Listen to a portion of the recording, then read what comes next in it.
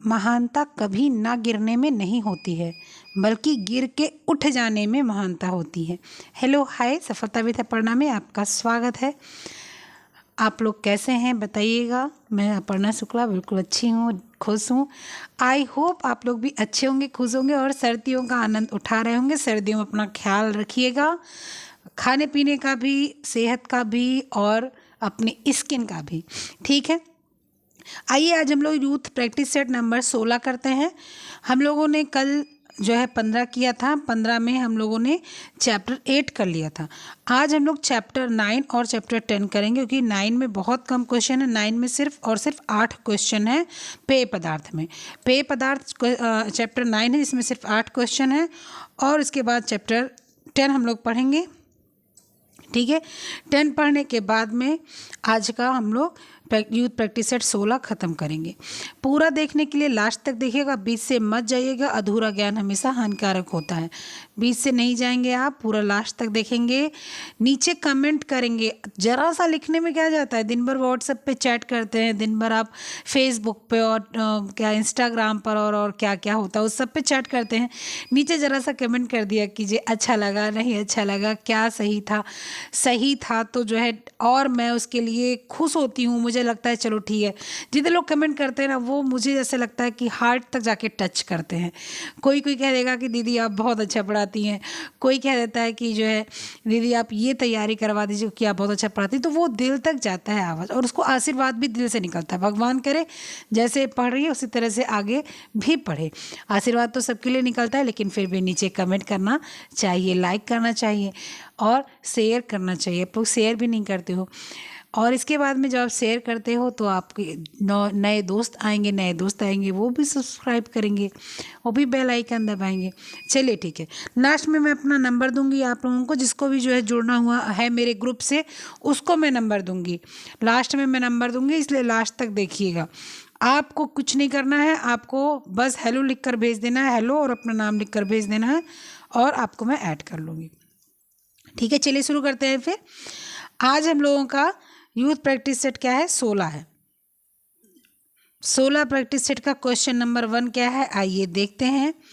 ये आपका है जो है पेय पदार्थ। ये आपका क्या है, पेय पदार्थ है। ठीक है, मैं यहाँ पर लिख देती हूँ पेय पदार्थ। ठीक है, ये आपके जो है चैप्टर का नाम है। आप जो जिसके भी पास होगी बुक, नई हो या पुरानी हो, सबके पास चैप्टर 9 पेय पदार्थ ही मिलेगा। ठीक है, पेय, ये माँ नहीं है, यह है पेय पदार्थ।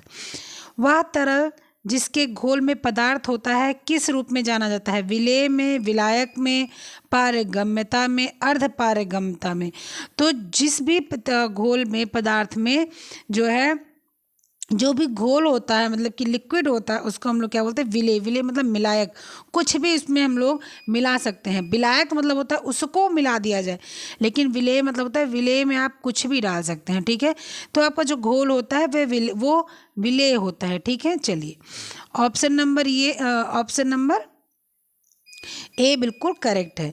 क्वेश्चन नंबर 2, निम्नांकित युग्मों में कौन सा ढंग से सुमेलित है। ठोस पदार्थ कौन से होते हैं, संकोच पदार्थ, द्रव का नाश। एक ठोस कण का संयोजन पायस मिश्रण है, दूसरे से संयोजन। कोलायडीय तंत्र घोल है जिसमें ठोस कण द्रव में विसरण हो सकता है। एक द्रव का दूसरे जेल द्रव में विसरण है। ठीक है, तो क्या बोल रहे हैं, देखिए इसमें ढंग से सुमेलित मतलब अच्छे सब मिलता जुलता हो, लेकिन ढंग से क्या सुमेलित है। तो ठोस खाद्य पदार्थ संकोच पदार्थ द्रव का नाश करता है।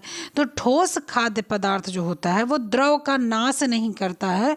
जैसे मान लीजिए बर्फ है, बर्फ ठोस है तो द्रव का नाश थोड़ी करता है, वो जम जाता है और जमने के बाद वो खत्म हो जाता है। तो ये सुमेलित है लेकिन ढंग का नहीं है। एक ठोस कण संयोजन पायस मिश्रण है, दूसरे से संयोजन। एक ठोस कण का संयोजन पायस है, पायसीकरण इसको हम लोग बोलते हैं, तेल है, घी है, वो है, और मिश्रण है दूसरे से संयोजन। वो जो मिश्रण है वो दूसरे के मिश्रण से संयोजन से बना हुआ है, तो सही है। लेकिन पायसीकरण तेल और पानी में होता है, जब वो मिलता नहीं है ना उसको पायसीकरण बोलते हैं। ठीक है, तो ये भी नहीं है। कोलायडीय तंत्र कोलाइडीय मतलब कि घोल है जिसमें ठोस कण का द्रव में विसरण हो जाता है। कोलाइडीय तंत्र है जो एक घोल है जिसमें ठोस कण द्रव जो है विसरण हो जाता है। तो ठोस कण मिल जरूर जाता है, ठीक है, लेकिन कोलाइडीय तंत्र में एकदम से इसको सही नहीं मानेंगे। लेकिन अब इसको आप देखो, आपको खुद भी लगेगा, एक द्रव का दूसरे जल द्रव में विसरण, मतलब एक द्रव है, कोई भी द्रव की बात हो रही, चाहे वो ठोस हो चाहे वो लिक्विड हो। द्रव्य मतलब होता है लिक्विड और द्रव मतलब होता है पदार्थ। कोई भी पदार्थ हो वो जल द्रव में विसरण है, जल द्रव में मिल सकता है। जल में जैसे आपका धूल है, आप जल में मिलाओ मिल जाएगा, लेकिन क्या आप जो है पानी में धूल मिलाओगे मिलेगा, वो नीचे बैठ जाएगा, ठीक है। तो ऑप्शन नंबर डी बिल्कुल करेक्ट है, ठीक है। निम्न में से उत्पादन में खमीरीकरण का प्रयोग होता है। सॉस, वाइन, कोको, मरमलेड, चीज़, किसमें खमीरीकरण होता है, ठीक है। तो सबसे पहले तो आपको बताऊं, वाइन में खमीरीकरण होता है। किसमें? वाइन में खमीरीकरण होता है, ठीक है। दूसरा आपका जो कोको होता है, कोको को जब तोड़ा जाता है और तोड़ने के बाद उसको फोड़, नारियल की तरह से उसका शेप होता है, और फिर फोड़ के जब उसका बीज निकाला जाता है तो उसके बाद में उसको क्या करते हैं, रखते हैं फर्मेंट करने के लिए। फर्मेंट करने के बाद में जब उसको पीसते हैं तो पीसने के बाद में जो उसका कॉफ़ी निकलता है तब वो कलर छोड़ता है, ठीक है। कोको और चीज़ आपकी जो होती है वो फर्मेंट करके ही बनी होती है, तभी वो इतनी फैलती है, ठीक है। तो ऑप्शन नंबर क्या आ जाएगा? वाइन, दूसरा, तीसरा, पांचवा, दूसरा, तीसरा, पांचवा, ऑप्शन नंबर बी बिल्कुल करेक्ट है। काली चाय के उत्पादन की प्रक्रिया के चरणों को सही क्रम में लगाएं। काली चाय मतलब जो हम लोग चाय पीते हैं, मतलब चाय तो ग्रीन और ब्लैक दोनों हम लोग पीते हैं, लेकिन जो ज़्यादा हम लोग चाय पीते हैं, सबसे पहले क्या करना है वो बताना है। क्या पहले कुम्हलाना है, या बेलन फेरना है, या सुखाना है, या खमीरीकरण करना है, या मिश्रित करना है, श्रेणीबद्ध करना है। तो कल भी ऐसा क्वेश्चन आया था, हम लोगों ने कहा था पहले कुम्हलाया जाएगा, पहले तोड़ दिया जाएगा उसको, फर्स्ट नंबर पे कुम्हला दिया जाएगा, दूसरे नंबर पर उसको बेलन फेरा जाएगा ताकि वो खमीरीकरण के लिए तैयार हो जाए, तीसरे नंबर पर उसको क्या करेंगे हम लोग, खमीरीकरण करेंगे, तीसरे नंबर पर बेलन फेर देंगे तो वो दब जाएगा तो फर्मेंट होगा, सड़ेगा, उसमें सड़न उत्पन्न होगी, ठीक है। उसके बाद खमीरीकरण करने के बाद उसको क्या करेंगे, उसको फ्राइंग के द्वारा गर्म हवा के द्वारा क्या करेंगे, सुखाएंगे, ठीक है। उसके बाद में श्रेणीबद्ध करेंगे कि कौन सी चाय पत्ती किधर करनी है, लंबी पत्ती किधर करनी है, छोटी पत्ती किधर करनी है। उसके बाद उसमें जो भी मिलाना होगा वो हम लोग मिश्रित करेंगे, ठीक है। उसके बाद हम लोग मिश्रित करेंगे तो हम लोग का क्या आ जाएगा, हम लोग का आ जाएगा कि ऑप्शन नंबर कौन सा, पहला कुम्हलाना सही है, दूसरा बेलन फेरना, चौथा खमीरीकरण, आपका ऑप्शन नंबर भी बिल्कुल सही है। नेक्स्ट क्वेश्चन क्या है आपका, देखते हैं। नेक्स्ट क्वेश्चन, सबसे अधिक तीव्र मादक पदार्थ है अफीम, कोकीन, मदिरा, तंबाकू। तो मेरे ख्याल से भाई जो है जो होगा, आप लोग अपने हिसाब से बताएंगे मुझे। सबसे तीव्र मादक पदार्थ मुझे जहाँ तक लगता है तहाँ तक अफीम और कोकीन। आज तक मुझे पता था कोकीन बहुत मादक पदार्थ है, लेकिन इसमें अफीम लिखा है। अब मैं इसमें सोच रही हूँ मैं किसको कहूँ, ठीक है।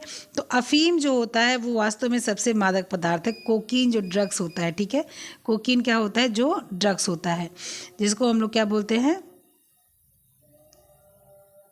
एक मिनट में इसको थोड़ा इरेज करूँगी, ये हाथ से लग गया।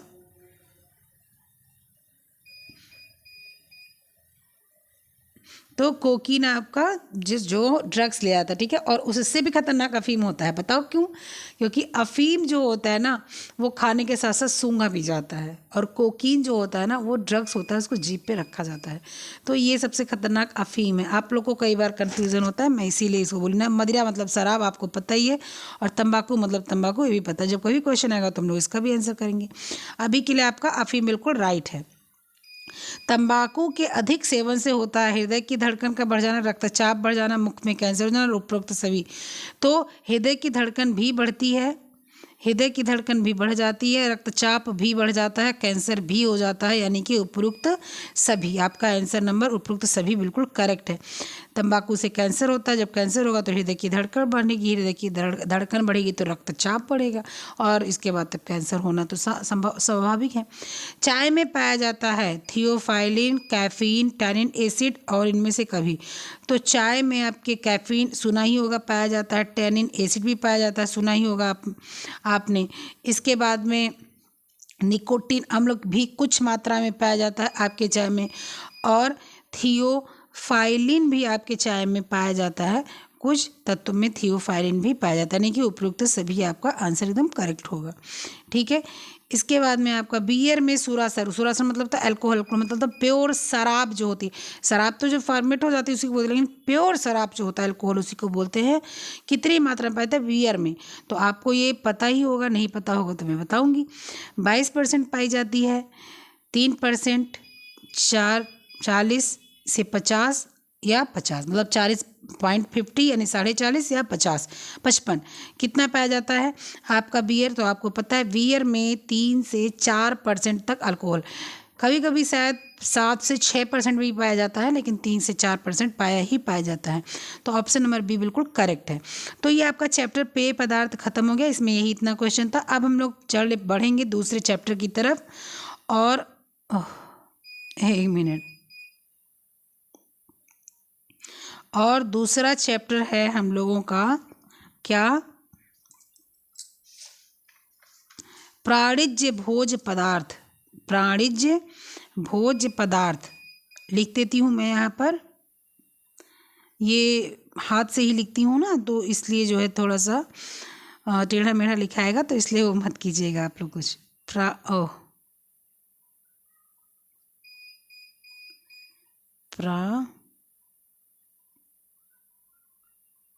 प्राणिज्य भोज्य पदार्थ,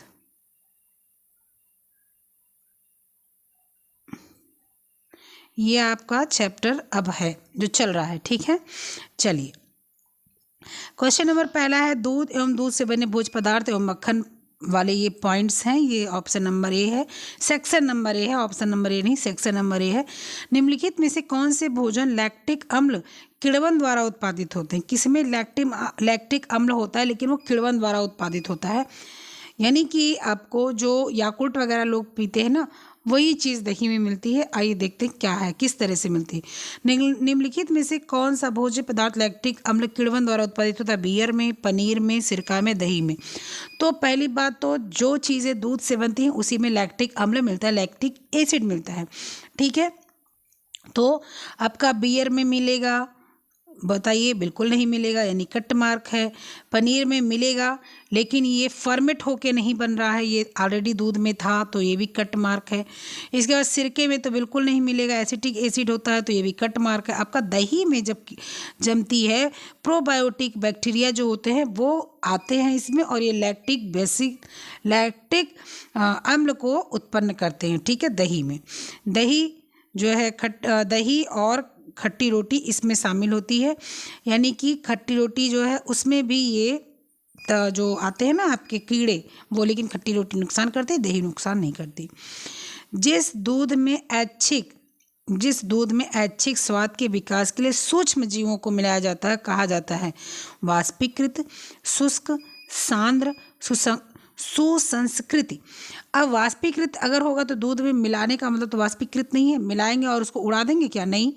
शुष्क, सूखेगा क्यों, ऐसा थोड़ी है कि जो है आप पहले दूध को जलाएंगे फिर उसको सुखाएंगे फिर पाउडर बनाएंगे फिर, ऐसा तो कोई मतलब नहीं है।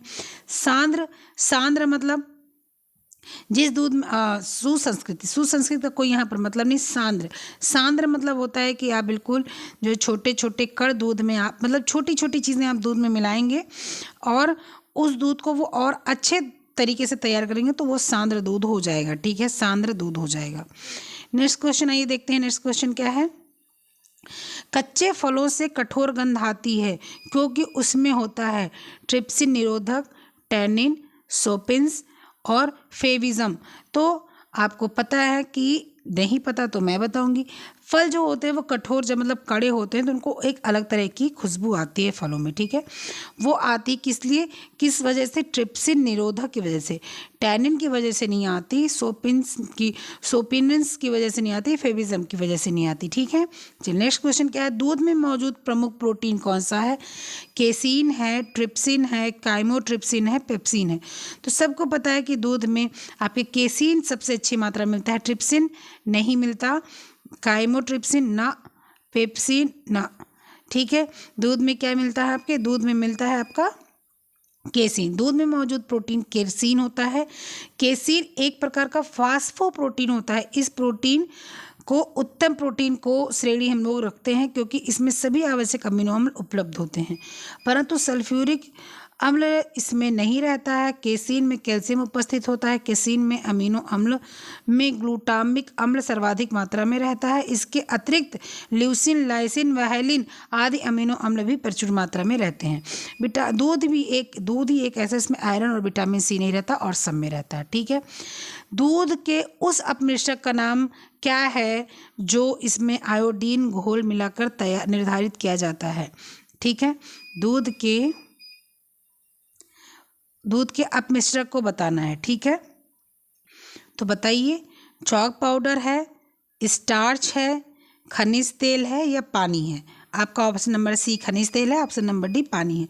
तो दूध के उस अपमिश्रक का नाम क्या है जिसमें आयोडीन घोल मिलाकर निर्धारित किया जाता है? आयोडीन घोल मिलाकर, ध्यान से सुनिएगा, पानी में आयोडीन घोल नहीं मिलाया जाता है, आयोडीन घोल मिलाया जाता है स्टार्च में, ठीक है। तो आपका क्या आ जाएगा ऑप्शन, स्टार्च।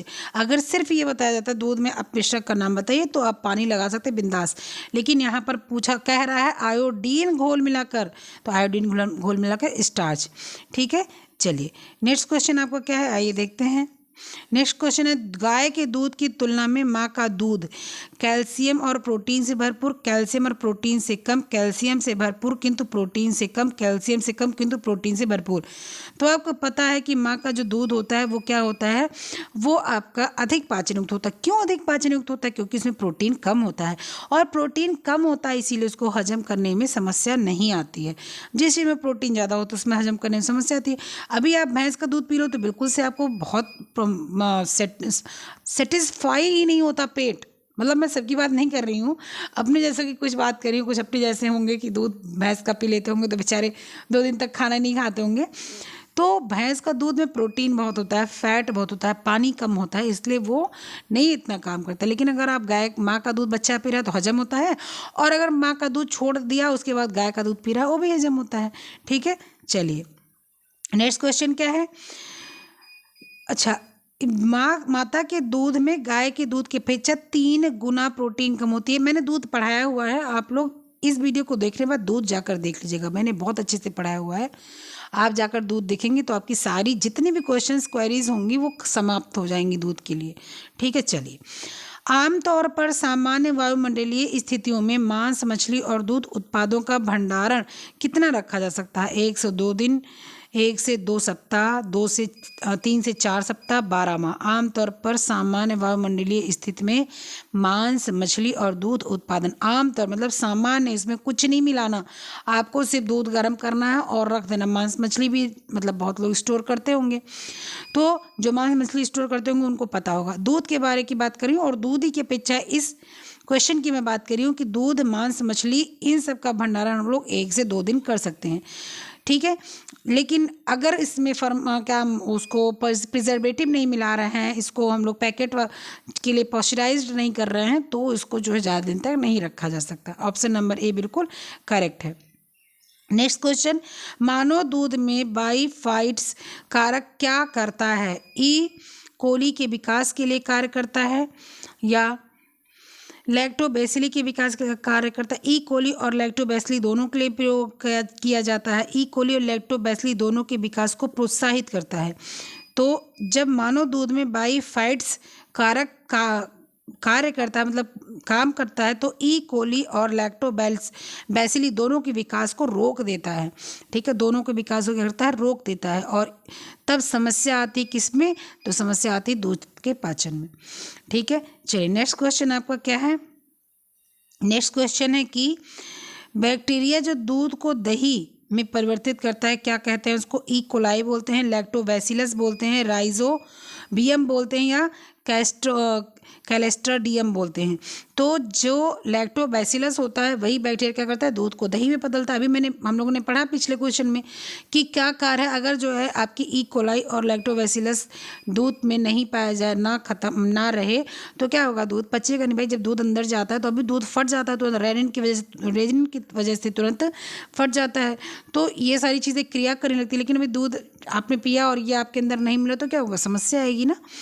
तो क्या हो गया कि दही जमाने की अवधि में लैक्टोबैसिलस जीवाणु कई गुना बढ़ जाते हैं तथा लैक्टोज शर्करा को लैक्टिक अम्ल में बदल देते हैं। दही खाने में बहुत ही अच्छा, सुपाच्य, मज़ेदार होता है। इसकी गुणवत्ता दूध के तापमान, जमाने की अवधि और मौसम पर निर्भर करती है। जैसे भी सर्दी है, सर्दी में जामन भी ज़्यादा लगता है, दूध गर्म भी होना चाहिए। ठीक है, चलिए, तो ऑप्शन नंबर आपका क्या सही जाएगा? ऑप्शन नंबर बी सही जाएगा। दूध का पाश्चरीकृत किस तापमान पर किया जाता है? 145 degree Fahrenheit, 135 degree Fahrenheit, 125 degree Fahrenheit, 115 degree Fahrenheit. तो आप सबको पता है 145 डिग्री फ़ारेनहाइट पर दूध का पाश्चरीकरण किया जाता है, क्योंकि फटाक से गर्म करो और फटाक से ठंडा करो। पाश्चरीकृत दूध की क्षमता की जांच की जाती है कॉलीफॉर्म टेस्ट प्रयुक्त करके, आयोडीन टेस्ट प्रयुक्त करके, नाइट्रिक टेस्ट प्रयुक्त करके, या फॉस्फेटेज टेस्ट प्रयुक्त करके। तो पाश्चरीकृत दूध को लंबे समय तक परीक्षित करने हेतु इसको पाश्चरीकृत किया जाता है। तुरंत गर्म किया जाएगा, तुरंत ठंडा किया जाएगा इसको, ठीक है। और इसकी क्षमता का जांच करने के लिए इसमें क्या किया जाएगा, फॉस्फेटेज जो होता है उसका उपयोग किया जाएगा। उसके उपयोग से क्या होता है कि जीवाणु, रोगाणु, कीटाणु जो भी होते हैं वो जो है नष्ट हो जाते हैं। ये पता चल जाता है कि नष्ट हो गए हैं, कि अगर नष्ट हो गए हैं तो ठीक है, नहीं तो दोबारा करो। ठीक है, तो ऑप्शन नंबर डी बिल्कुल सही है। नेक्स्ट क्वेश्चन क्या है? नेक्स्ट क्वेश्चन, हाँ, प्रकार के दूध में केवल 0.05 से 0.1% वसा होती है। टोन, स्किम, कंडेंस्ड, पूर्ण। टोन्ड दूध में, या स्किम दूध में, कंडेंस दूध में, या आपके पूर्ण दूध में।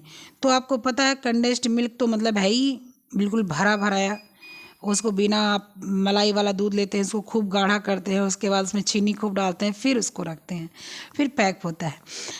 पूर्ण दूध, तो पूर्ण दूध उसमें पूरा फैट, पूरा प्रोटीन, पूरा वसा, पूरा कोलेस्ट्रॉल, पूरा सब कुछ उसमें। कोलेस्ट्रॉल दूध में नहीं होता, सारी चीज़ उसमें मिलती, कार्बोस, कैलोरी जो भी होती सब मिलती है उसमें। ठीक है, इसके बाद अब आपका आता है टोन दूध, और टोन दूध के बाद आता है स्किम दूध। ठीक है, अब क्या बचा, अब टोन्ड दूध में आपके 3% होता है फैट, और स्किम दूध में आपके होता है 0.5। 0.5 पूछा हुआ है तो आपको यहाँ पर आ जाएगा। ठीक है, मतलब 0.05, और 0.1 भी पूछा तो उसको टोन्ड में नोट कर लीजिएगा 3%, टोन्ड में नोट कर लीजिएगा। कंडेंस्ड पूरा जितना रहता है उतना, और दूध में जितना रहता है उतना। ठीक है, चलो नेक्स्ट क्वेश्चन आइए देखते हैं। जीवाणु जो दही में पाए जाते हैं, क्लोस्ट्रीडियम बोटुलिनियम, स्ट्रेप्टोकोकस, थर्मोफिलस, लैक्टोबैसिलस, और क्या है, साल्मोनेला। तो अब आपको इतना पढ़ते पढ़ते पता ही चल गया होगा कि लैक्टोबैसिलस जो होता है वो दूध में, दही में पाया जाता है। ठीक है, चलिए नेक्स्ट क्वेश्चन आइए क्या है देखते हैं। नेक्स्ट क्वेश्चन, दूध में एक एक्सचेंज खाद्य विनिमय प्रोटीन उपलब्ध कराता है। एक एक्सचेंज, तो आपको पता है एक एक्सचेंज का मतलब होता है कि 100 ml, ठीक है, में कितना प्रोटीन, 100 ml पे एक्सचेंज को तय किया जाता है। 100 ग्राम पे, 100 ml पे, उसी पे तय किया जाता है। 100 ml पे 4 ग्राम, ये तय है। एक किसी भी दूध के लिए यही मानक रखा जाता है। वो अलग सी बात है, पूछा जाए गाय का, भैंस का, बकरी का, माँ का, वो अलग बात है। लेकिन अगर सिर्फ दूध पूछा है तो 4 ग्राम, और अगर दूध नहीं पूछा है, अगर किसी को पर्टिकुलर जाके पूछे जाएगा तो उसके हिसाब से उसको बताना पड़ेगा। मैंने पढ़ाया हुआ है दूध में, मैंने सबको बताया, भैंस का, गाय का, माँ का, बकरी का, गधे का, सबका मैंने बता रखा है। ठीक है, तो आप जाकर ज़रूर देखिएगा। मैं बार बार इंसिस्ट कर रही हूँ कि ज्ञान को बढ़ाइए, जानकारी को बढ़ाइए, नौकरी को ग्रहण कीजिए। नौकरी जिसको मिलती है ना, उसी को आदमी समझता है पढ़ा लिखा। आप कितना भी नाक रगड़ते रहो पढ़ने के लिए, लेकिन जब आपको नौकरी नहीं मिलती, लोग कहते हैं अरे इतना अगर पढ़ते होतिन तो नौकरी लग गई होती। ऐसे ही तो बोलते हैं, अगर भाई इतना आप पढ़ रहे हो तो नौकरी लग गई होती है आपकी। और आप नहीं भी पढ़ते हो ना और नौकरी लग जाए तो अरे भैया बहुत पढ़ते रहे होंगे इसीलिए उनकी नौकरी लग गई। हमारे घर की तरह थोड़ी है कि पढ़ाई ही नहीं होती। तो अपने ज्ञान को बढ़ाइए, हर समय एक्टिव रखिए खुद को और पढ़िए। नेक्स्ट क्वेश्चन क्या है कि दूध में मिलावट की जाती है अर्जिमोन तेल की, चाक खड़िया पाउडर की, स्टार्च की, टेल्कम पाउडर की। तो आपको पता है कि स्टार्च की मिलावट की जाती है दूध में। ठीक है, आपके जो है अर्जिमोन तेल की सरसों में। ठीक है, टेल्कम पाउडर की आपके कहाँ मिलावट की जाती है? टेल्कम पाउडर की फिर मिलावट की जाती है चाक यानी खड़िया पाउडर की मिलावट, सारी चीज़ की मिलावट होती है, सब चीज़ मिलाए जाते हैं। ठीक है, चलिए नेक्स्ट क्वेश्चन क्या है। दूध पाश्चुरीकरण का HTST तरीका है। दूध पाश्चुरीकरण का HTST तरीका है। तो HTST, अच्छा HTST का पहले फुल फॉर्म बताइए आप लोग। ठीक है, HTST का फुल फॉर्म पता है? जिसको पता हो बताना कि मुझे पहले से पता था आपके बताने के पहले। HTST का फुल फॉर्म होता है हाई टेम्परेचर और शॉर्ट टाइम टेम्परेचर। HTST का मतलब होता है high temperature short time temperature. तो दूध पाश्चुरीकरण का HTST तरीका है क्या है कि 72 डिग्री 63 डिग्री सेल्सियस पर 30 मिनट के लिए, 100 डिग्री सेल्सियस पर 1 सेकंड के लिए, 89 डिग्री सेल्सियस पर 10 सेकंड के लिए, 72 डिग्री सेल्सियस पर 15 सेकंड के लिए। तो जो 72 डिग्री सेल्सियस पर 15 सेकंड के लिए HTST का जो है तरीका दिया जाता है। ठीक है, मतलब किया जाता है। नेक्स्ट क्वेश्चन के संघनित दूध में भूरापन मिलाड प्रक्रिया के कारण होता है।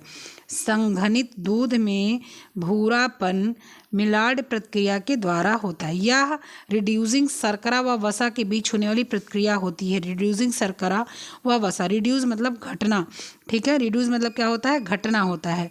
तो आप बताओ क्या सही है क्या गलत है? ए सही है, आर सही है। ए आर दोनों गलत है। ए सही है, आर गलत है, और ए गलत है लेकिन आर सही है। तो इसको बताना है क्या सही है। तो दूध में जो होता है वो एक ऐसा रासायनिक पदार्थ है तो जटिल होता है, इसलिए हजम भी दूध रात में पिया जाता है कि रात भर में वो हजम हो जाए। उसमें केसिन, कैल्शियम, केसिन और कैसिनेट, ये सारी चीज़ें कैल्शियम के माध्यम से मिलती हैं। ठीक है, दूध में शर्करा, एल्बुमिन, ये सारी चीज़ें भी घुली रहती हैं। दूध में अनिवार्य अमीनो एसिड 8 अमीनो एसिड पाए जाते हैं दूध में। ठीक है, इसका पौष्टिक महत्व बहुत अधिक होता है।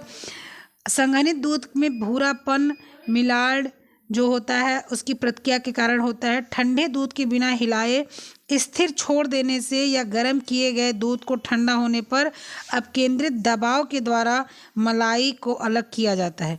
ठीक है, तो जो है जब संघनित दूध में भूरापन मिलाड प्रक्रिया के कारण होता है, मिलाड प्रक्रिया के कारण तो वो सही है कि दूध में मिलाड होता है वो सही है।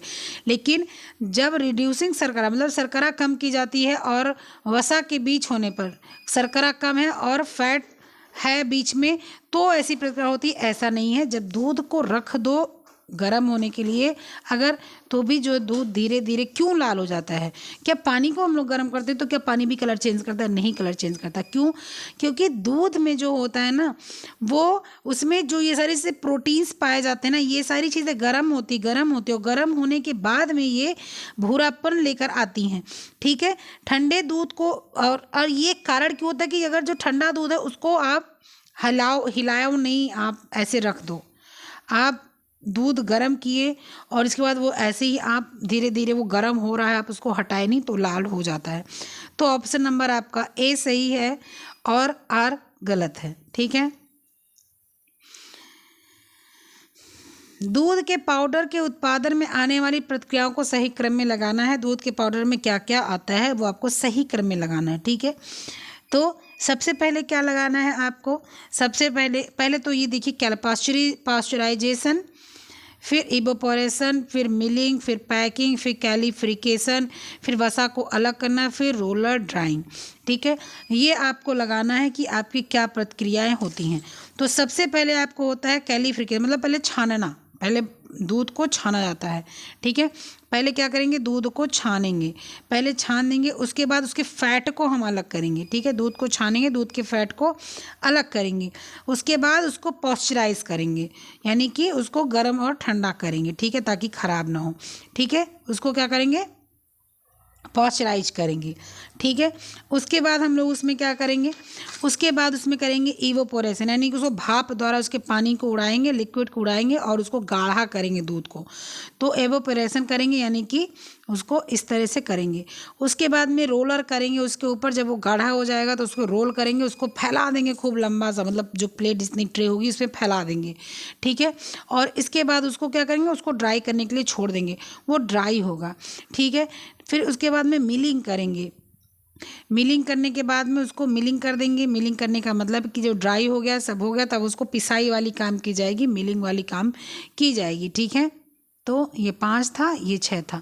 ठीक है, और उसके बाद इसको पैकिंग करेंगे, पैकिंग करने के लिए फिर मार्केट में उतार देंगे। ठीक है, तो ये 7 था। तो आपका ऑप्शन नंबर क्या है, ई है, एफ है, ए है, देखिए कहाँ पर है आपका, आपका कहाँ पर है, आपका है ऑप्शन नंबर सही ई है, एफ है, ए है, आपका ऑप्शन नंबर डी क्या है, बिल्कुल करेक्ट है। नेक्स्ट क्वेश्चन आइए क्या है देखते हैं। नेक्स्ट क्वेश्चन, चीज़ बनाने की प्रक्रिया को सही क्रम में लगाना है। दही बनाना, सैडर, पाश्चुरीकरण, परिपक्वन, सांचे में डालना, पीसना, नमक लगाना। ठीक है, आइए इसको भी हम लोग बना लेते हैं। सबसे पहले क्या करेंगे, चीज़ के लिए, चीज़ बनाने की प्रक्रिया को सही क्रम में लगाएंगे। सबसे पहले हम लोग को करना है पाश्चुरीकरण, सबको पता है, पहले दूध को छानते हैं, छानने के बाद वसा निकालते हैं, वसा निकालने के बाद पाश्चुरीकरण करते हैं। तो छानना वसा निकालने के यहाँ प्रक्रिया नहीं है, तो सबसे पहले क्या करेंगे, पाश्चुरीकरण करेंगे। पाश्चुरीकरण करने के बाद में क्या आ जाएगा, फिर उसको हम लोग जमाएंगे, दही जमाएंगे। ठीक है, उसके बाद में क्या आ जाएगा आपका, दही जमाने के बाद में क्या आ जाएगा, सैडर, उसको सैडर करेंगे। सैडर करने के मतलब क्या है, उसको फाड़ेंगे और उसको प्लेन करेंगे। ठीक है, सैडर करेंगे। उसके बाद में उसका क्या करेंगे, पीसेंगे और नमक लाएंगे, फिर उसको क्या करेंगे, पीसेंगे, नमक डालकर उसमें उसको पीसेंगे। ठीक है, फिर उसको सांचे में डालेंगे, सांचे में डालेंगे। ठीक है, और उसके बाद उसको क्या करेंगे, छोड़ देंगे परिपक्व, यानी कि जमने के लिए उसको छोड़ देंगे। ठीक है, जमने के लिए छोड़ देंगे। ऑप्शन नंबर आपको कौन सा होना चाहिए, 1 मतलब 3 2 3 1 2 3 1 2 3 1 2, उसके बाद में 3 1 2 के बाद में 5 3 1 2 5, ऑप्शन नंबर बी आपका सही है। 3 1 2, इसके बाद कहाँ गया, पहले 3 पीसेंगे, फिर आपका दही जमाएंगे, फिर सैडर करेंगे, फिर 6, ये वाला ऑप्शन नंबर सी बिल्कुल करेक्ट है।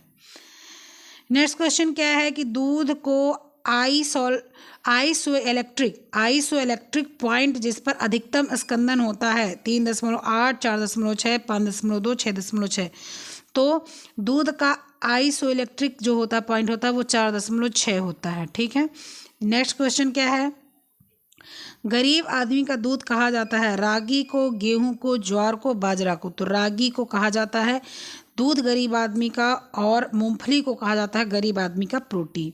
ठीक है, बादाम के जो है नहीं गरीब आदमी को प्रयुक्त हो पाता, उपयोगी हो पाता है, तो वो गरीब आदमी क्या करता है, वो आपका मूंगफली खा सकता है। जो वहाँ 2 बादाम खाना है वहाँ पर वो 1 मुट्ठी मूंगफली खा सकता है। ठीक है, नेक्स्ट क्वेश्चन आपका क्या है, दूध का खमीरी उत्पाद है घी, पनीर, बटर, खोआ।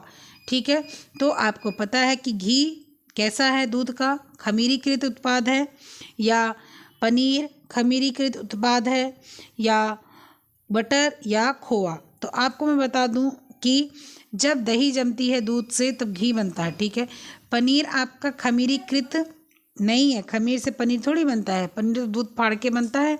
ठीक है, प्रोटीन है, बटर है और खोया है। तो इसमें ऑप्शन नंबर आपका दिया हुआ है बुक में, आपकी बुक में दिया हुआ है कि पनीर, लेकिन दूध खमीरी उत्पाद पनीर नहीं है, दूध का खमीरी उत्पाद बटर आएगा और उसके पहले घी आएगा। अगर घी है और बटर है तो आप बटर लगाओ, और अगर सिर्फ और सिर्फ घी है तो घी लगाओ। तो इसका आपको बटर आएगा, ऑप्शन नंबर सी बिल्कुल करेक्ट है, जिसके पास बुक है वो सही करेगा। नेक्स्ट क्वेश्चन आइए देखते हैं, नेक्स्ट क्वेश्चन क्या है, नेक्स्ट क्वेश्चन है कि पनीर प्राप्त होता है, ठीक है। नेक्स्ट क्वेश्चन आपको क्या है कि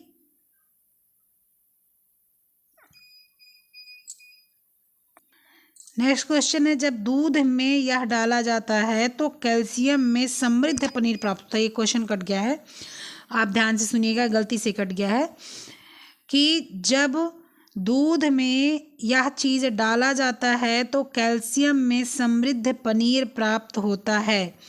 कैल्शियम से समृद्ध पनीर प्राप्त होता है, क्या डाला जाता है? जब एसिटिक एसिड डाला जाता है यानी कि सिरका, सेट्रिक एसिड डाला जाता है यानी टार्ट्रिक एसिड डाल दो या नींबू डाल दो, रेनिन डाला जाता है या लाइपेज। तो रेनिन और लाइपेज नहीं डाला जा सकता क्योंकि ये रेनिन और लाइपेज शरीर के अंदर की चीज़ें होती हैं, ठीक है।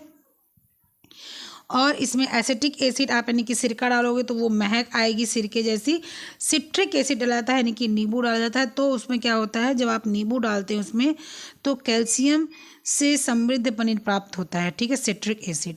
नेक्स्ट क्वेश्चन आपका क्या है, दूध का आइसो इलेक्ट्रिक बिंदु निम्न है। दूध का आइसो इलेक्ट्रिक बिंदु निम्न है।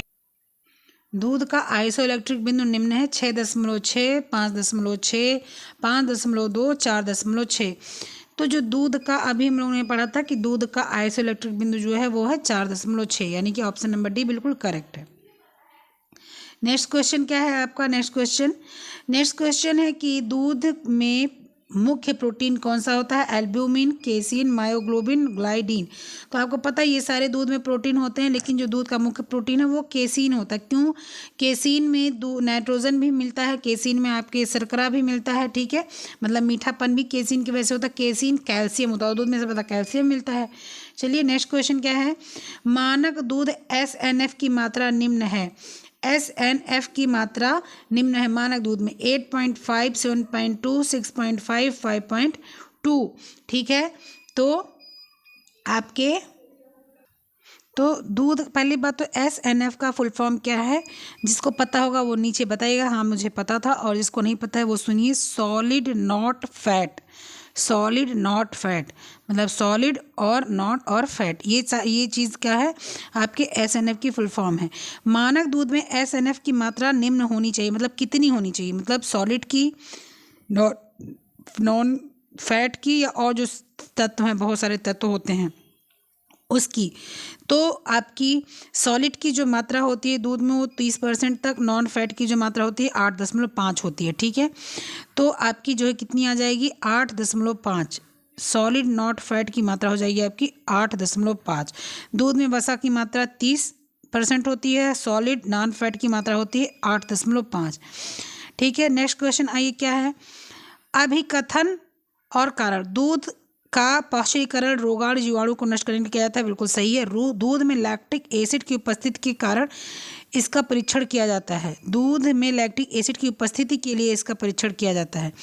तो पाश्चुरीकरण रोगाणु जीवाणु को मुक्त करता है, बिल्कुल सही बात, लेकिन दूध में लैक्टिक एसिड नहीं होता। दूध में जो है लैक्टिक होता है, लैक्टोज होता है दूध में। लैक्टिक एसिड तो तब होता है जब दूध जमा दिया जाता है, तो लैक्टोज जब आ जाता है दूध में तो दूध तब तक रहता है, और इसकी उपस्थिति का परीक्षण नहीं किया जाता आपके पाश्चुरीकरण की वजह से।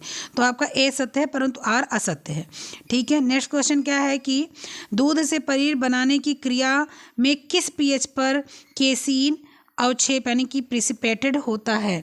दूध की किस क्रिया पर, मतलब कितने जो है pH पर, तो कितने pH पर होता है, क्या pH 6.5, pH 4.6, pH 7.5, pH 3.0। तो pH आपका होता है 4.6, उसी पर इसका मानक होता है, ठीक है। चलिए नेक्स्ट क्वेश्चन आपका क्या है, नेक्स्ट क्वेश्चन आइए देखते हैं। नेक्स्ट क्वेश्चन है मिल्क शेक उदाहरण है स्वच्छ तरल आहार का, पूर्ण स्वच्छ आहार का, हल्का आहार का, उपयुक्त में से कोई नहीं। तो मिल्क शेक जो होता है वो आपका स्वच्छ तरल आहार नहीं है। स्वच्छ तरल आहार में आ जाता है आपका बिल्कुल से नींबू पानी आ जाता है, कि नींबू पानी घोलकर छान कर लिया गया, वो स्वच्छ तरल पदार्थ है। दाल का जूस बिल्कुल एकदम से छान के एकदम से साफ आता है, वो तरल पदार्थ में आता है। पूर्ण स्वच्छ मतलब साफ आहार में आपके दूध आता है, ठीक है। हल्के आहार में दूध नहीं आता, दूध में प्रोटीन होता है, इसलिए वो हल्का आहार नहीं माना जाता है, ठीक है। और मिल्क शेक का उदाहरण यही है।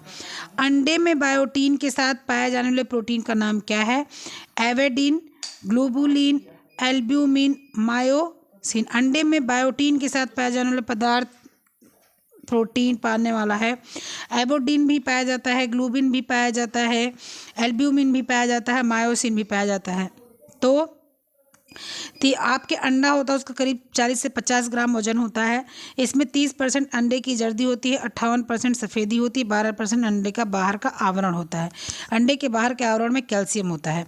अंडे के सफ़ेद भाग में एवेडिन उपस्थित रहता है, बायोटीन के साथ जुड़कर ये कार्य करता है। ठीक है, अक्रियाशील बनाता है किसको? अंडे को पकाने पर ताप के प्रभाव से एवेडिन डिनेचर्ड हो जाता है। डिनेचर्ड मतलब हो जाता है क्या, जो है वो पक जाता है तथा मतलब जम जाता है तथा बायोटीन मुक्त होकर व्यक्ति को उपलब्ध होता है। इसलिए अंडे को उबालकर ही प्रयोग करना चाहिए। तो क्या समझे आप लोग, बायोटीन के साथ एवेडिन होता है दूध उसमें, अंडे में। नेक्स्ट क्वेश्चन, मुर्गी के अंडे में कितना प्रोटीन होता है? 13.3 ग्राम, 16.9 ग्राम, 13.9 ग्राम, 3.6 ग्राम। तो मुर्गी के अंडे में 13.3 ग्राम प्रोटीन होता है। ठीक है, चलिए नेक्स्ट क्वेश्चन आइए देखते हैं क्या है। अंडे का निम्न विशेषता क्या है? अंडे की निम्न विशेषता क्या है, इसके बारे में हम लोग जानेंगे। ठीक है, अंडे की निम्न विशेषता के बारे में हम लोग जानेंगे। अंडे की निम्न विशेषता क्या है? तो क्या है, सबसे पहले आपका क्या आ जाएगा? सबसे पहले आ जाएगा आपका बाइंडिंग। सबसे पहले आ जाएगा आपका बाइंडिंग। उसके बाद इमल्सीफाइंग। उसके बाद क्या आ जाएगा आपका? इमल्सीफाइंग। उसके बाद क्या आ जाएगा? थिकनिंग। उसके बाद क्या आ जाएगा? थिकनिंग। उसके बाद क्या आ जाएगा? लेवनिंग।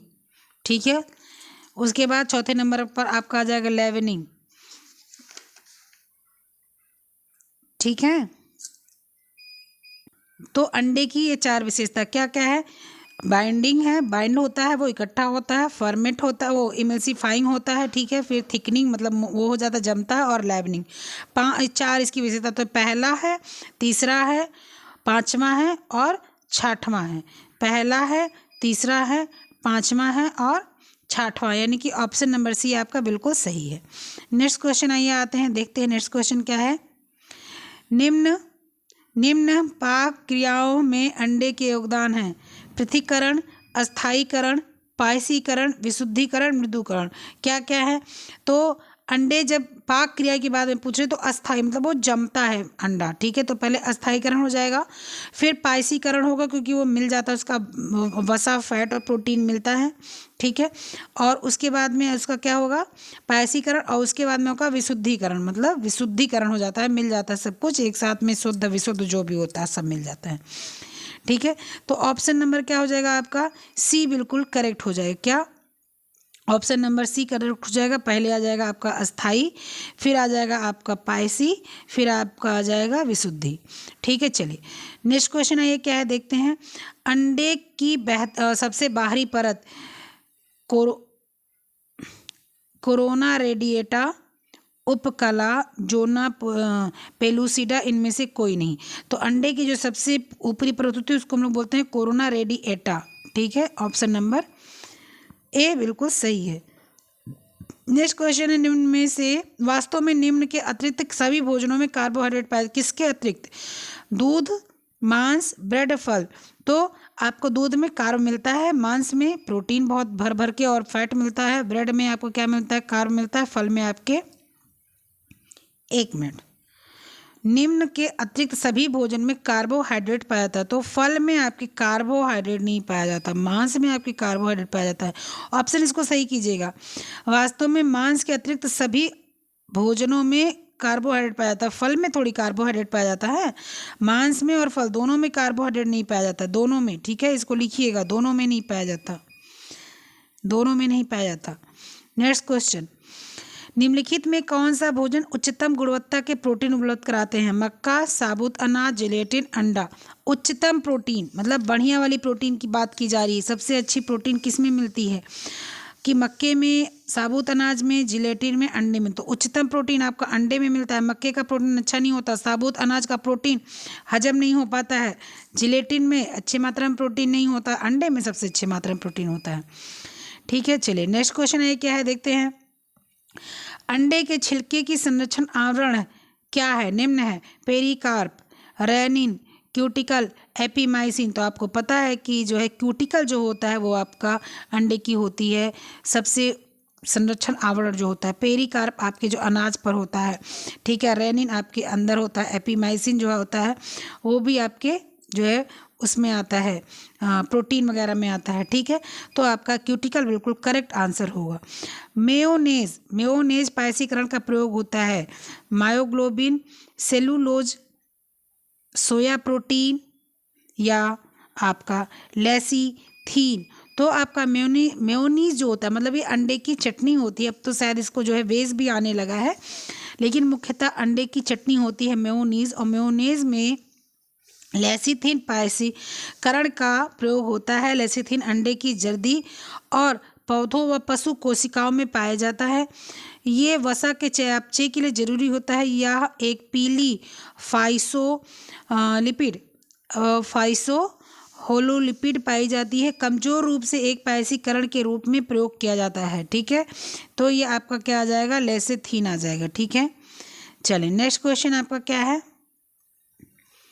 नेक्स्ट क्वेश्चन है आपका कि अंडे में कौन सा प्रोटीन पाया जाता है। केसीन, दूध में ग्लूटेन, गेहूं में एल्बुमिन, मायोग्लोबिन। तो अंडे में आपको क्या पाया जाता है, आपका अंडे में एल्बुमिन पाया जाता है, ठीक है। अंडे में एल्बुमिन पाया जाता है, ठीक है। आव्लोग्लूबिन, एल्ब्यूमिन, ये सारी चीज़ें अंडे में, कॉर्न एल्ब्यूमिन, ओब्यूसिन, म्यूकाइड, ये सारी चीज़ें पाई जाती हैं अंडे में। नेक्स्ट क्वेश्चन है ये क्या है, देखते हैं। मछली को मस्तिष्क का भोजन कहा जाता है क्योंकि उच्च मात्रा में तांबा, कॉपर, मैग्नीशियम एवं फास्फोरस एवं कैल्शियम एवं कॉपर और तांबा, ठीक है। तो मछली में सबसे ज़्यादा आपके तांबा, कॉपर और मैग्नीशियम पाया जाता है। कैल्शियम बहुत कम मात्रा में पाया जाता है, तो इसलिए आपका फास्फोरस कैल्शियम, भाई जिसमें कैल्शियम पाया जाएगा उसमें फास्फोरस पाया जाएगा, ठीक है। तो इसलिए इसमें आपका ऑप्शन नंबर ए से होगा। मैं इसको थोड़ा सा आपको विस्तृत रूप से बताऊंगी। मछली को मस्तिष्क का भोजन कहा जाता है क्योंकि इसमें उच्च मात्रा में तांबा, कॉपर, मैग्नीशियम पाया जाता है। मछली के प्रोटीन में 15 से 20% होता है। वसा 2 से 20% तक होता है। मछली विटामिन डी और ए का अच्छा साधन होती है, ठीक है।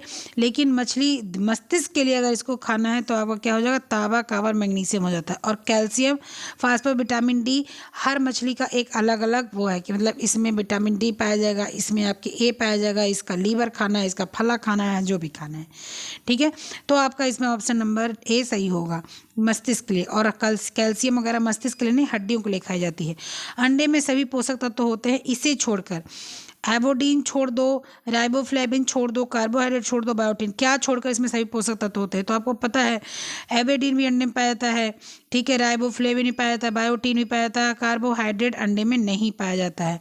नेक्स्ट क्वेश्चन क्या है, निम्नलिखित भोज्य पदार्थों में से किसमें कोलेस्ट्रॉल है। ये आज का लास्ट क्वेश्चन है। आज हम लोग का 9-10 का चैप्टर खत्म हुआ, ठीक है। तो पूरा आप लोग देखेंगे, बीच में छोड़ के भागने वाले नहीं आप लोग। हरी पत्तेदार सब्जी में, चावल में, अंडे में, मूंगफली में, किसमें अभी कोलेस्ट्रॉल होता है। तो आपका जो अंडा है उसमें कोलेस्ट्रॉल होता है, चावल में कोलेस्ट्रॉल नहीं होता है, मूंगफली में भी नहीं होता, हरी पत्तेदार सब्जी में कोई सवाल ही नहीं होता, अंडे में आपके होता है, ठीक है। तो आज का ये पूरा सेशन ख़त्म हुआ। 47 क्वेश्चन इसमें था और 8 क्वेश्चन उसमें था, ठीक है। यानी कि आपका हम लोगों ने 57 क्वेश्चन 5 क्वेश्चन हम लोगों ने किया है, ठीक है। कल हम लोग फिर मिलेंगे नेक्स्ट आहार नियोजन के साथ। कल या नेक्स्ट वीडियो जो भी समझे, आहार नियोजन के साथ हम लोग मिलेंगे। तब तक के लिए पूरा देखिएगा, जो भी समस्या होगी बताइएगा। हाँ, मैं आपको नंबर बता दूं अपना, जिसको भी जुड़ना है वो जुड़ सकता है। 9455836597। जिसको जुड़ना है वो जुड़ जाए। और ये वीडियो में नंबर है, और जिसको जाना होगा वो इस वीडियो में जाएगा देखने। कौन से वीडियो में नंबर है आपके, यूथ मैं सब में नंबर नहीं दूंगी ना, क्योंकि समस्या आती है, फालतू के बच्चे ऐड हो जाते हैं मेरे ग्रुप में। मतलब फालतू के बच्चे, मतलब लड़कियों की बात नहीं कर रही हूँ, लड़कों की बात कर रही हूँ, फिर वो ऐड हो जाते हैं, वो ठीक बात नहीं है। यूथ के आपके जो है 16वें चैप्टर पे 16वां जो पार्ट है, 16वां पार्ट है जो, उसमें क्वेश्चन आंसर, उसमें आपके नंबर, फ़ोन नंबर दिया हुआ है। जब भी कभी आपको मेरा नंबर चाहिए, किसी को भी चाहिए तो इसी पर आएगा और उसको इस पर और पीछे तमाम वीडियोज़ हैं उस पर सब पर दिया हुआ है, आप आकर इस पर ले सकते हैं। ठीक है, चलिए फिर मिलते हैं next video voice and question के माध्यम से, तब तक के लिए बाय।